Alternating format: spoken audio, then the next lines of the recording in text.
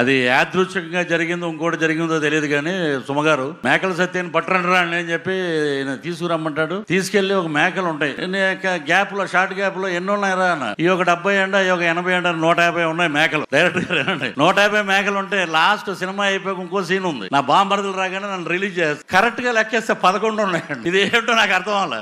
అలాగా మాకు అన్నీ అలాగా సినిమాలో బ్రహ్మాండమైన ఇన్సిడెంట్లు పెట్టారు. నేను ఇప్పుడే చెప్తున్నా కదా సార్, మేము చిరంజీవి గారిని రిసీవ్ చేసుకోవడానికి వెళ్ళాం. మేము కూడా ఇంటికి వెళ్ళిన తర్వాత చూసాము.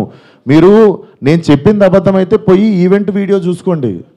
అతను మాట్లాడినప్పుడు మా మీద కెమెరా లేదు, ఎందుకంటే మేము లేము అక్కడ. నేను సావు గారు రిసీవ్ చేసుకోవడానికి వెళ్ళాం. మీకు తెలుసు ఎంత గోలగోలగా ఉంటుందో ఈవెంట్ అయిపోయింది, ఇంటికి వెళ్ళిపోయాము. ఇంటికి వెళ్ళిపోయిన తర్వాత చూసి షాక్. ఇది ఆయన ఎప్పుడు మాట్లాడండి, ఇది అసలు ఇవన్నీ ఎప్పుడు జరిగినాయని మేము షాకు. ఎందుకంటే ఈవెంట్ అయిపోయిన తర్వాత మేము కూర్చొని డిన్నర్ చేస్తున్నాము, అంత అయిపోయింది. ఇంటికి వెళ్ళిపోయిన తర్వాత సడన్గా ఈ హ్యాష్ ట్యాగ్ చూసి ఇప్పుడు పెట్టింది. సార్ కొంచెం అట్లా అరవకండి సార్, నా మీద కొంచెం మెల్లగా మాట్లాడండి, అరవకండి. ఇప్పుడు ఆల్రెడీ బాధ చెప్పుకుంటూ ఉంటే సరే సార్, మీ అందరికీ చూస్తున్న జనాలకి క్లారిటీ ఇవ్వడానికే వచ్చినాం ఇక్కడికి. సో అదే సార్, చాలా కష్టపడి తీసినాం సినిమా. ఇప్పుడు అది ఎంతవరకు న్యాయం? మాకు బాయ్కాట్ లైలా అని 25,000 ట్వీట్లు వేసి పొద్దున పూట హెచ్డి ప్రింట్ పెడతాం సినిమాది అని, వాడి ఖాతాలో వీడు బలి అని. నాతో ఏం శత్రుత్వం ఉంది బాస్ మీకు? నన్ను లాగితే ఏమొస్తుంది చెప్పండి? అది మా కంట్రోల్లో జరగలేదు.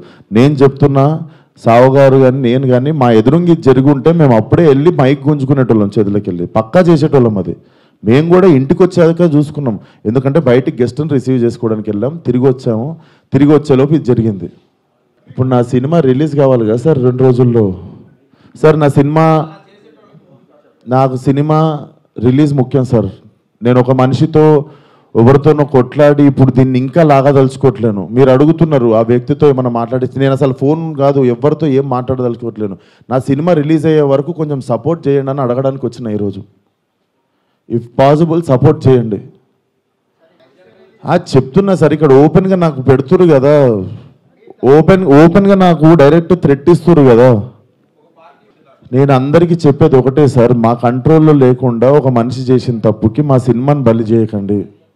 ఇది కైండ్ రిక్వెస్ట్ అంతే మేము అడిగేది. చేసేవాళ్ళం అసలు మాకు తెలిస్తే, అక్కడ మేము లేము. వెళ్ళి అప్పుడే తప్పు అని చెప్పి కరెక్ట్ చేసేటోళ్ళం, అప్పుడే సారీ చెప్పేవాళ్ళం మేము. అంటే యాక్చువల్గా అసలు ఆ టాపిక్ అక్కడ రాకూడదని చెప్తున్నాను. అది సినిమా ఈవెంట్, దాంట్లో పొలిటికల్. సార్ సారీ సార్, మా ఈవెంట్లో జరిగింది, మా స్టేజ్ మీద జరిగింది, మా ఈవెంట్లో జరిగింది. ఆ వ్యక్తికి నాకు ఏ సంబంధం లేదు, అతను నటించాడు సినిమాలో. కానీ నా ఈవెంట్లో జరిగింది కదా, నేను సారీ చెప్తేనే మీరు కూల్ డౌన్ అవుతారు అనుకుంటే సారీ సార్, ఎక్స్ట్రీమ్లీ సారీ. నా సినిమాని చంపేయకండి అంతే. మీకు కాదు సార్, వాళ్ళకే చెప్తున్నా సార్, మీకు కాదు. అండ్ ఆ గొర్రెలు అట్లా లెక్క ఏం లేదు, ఎన్ని గొర్రెలు ఉన్నాయి అన్ని గొర్రెలే ఉంటాయి, దాంట్లో అట్లాంటి లెక్క ఏం లేదు. అది సార్. అండ్ మేము ఏ వ్యక్తితో మేము మాట్లాడి దీన్ని ఇంకా లాగదలుచుకోలేదు. ప్లీజ్ మా సినిమాని 2 రోజుల్లో జనాల్లోకి వెళ్తుంది, సపోర్ట్ లైలా అంతే. జై జనసేన. ప్రజారాజ్యం మారిపోయింది,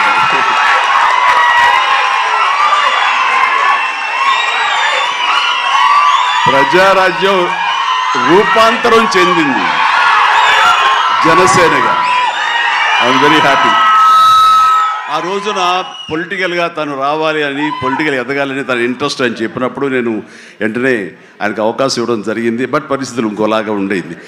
అలాగే అప్పటి నుంచి నాతోటి సత్సంబంధాలు ఏర్పరచుకున్నాడు. వాళ్ళ అబ్బాయి ఇట్లా సినిమాలోకి వస్తాడు అని కూడా చెప్పాడు. నేను వాళ్ళ ఇంటికి వచ్చినప్పుడు ఏదో పూజకు వచ్చాను ఒకసారి, అయ్యప్ప పూజకు వచ్చినప్పుడు. చాలా చిన్నవాడు అనుకుంటా విసక్షన్. బట్ మరి ఎట్లా తనలో ట్రిగ్గర్ అయిందో, మరి అంత దూరంలో ఉన్న హాలీవుడ్లో ఉండి హైదరాబాద్లో సినిమాల్ని ఎలాగ ఆకర్షితులయ్యో తెలియదు. ఇంత నువ్వేనో అన్నమాట. దిల్షుక్ నగర్ అమెరికా దగ్గర అనిపిస్తుంది దిల్షుక్ నగర్ అంతవరకు.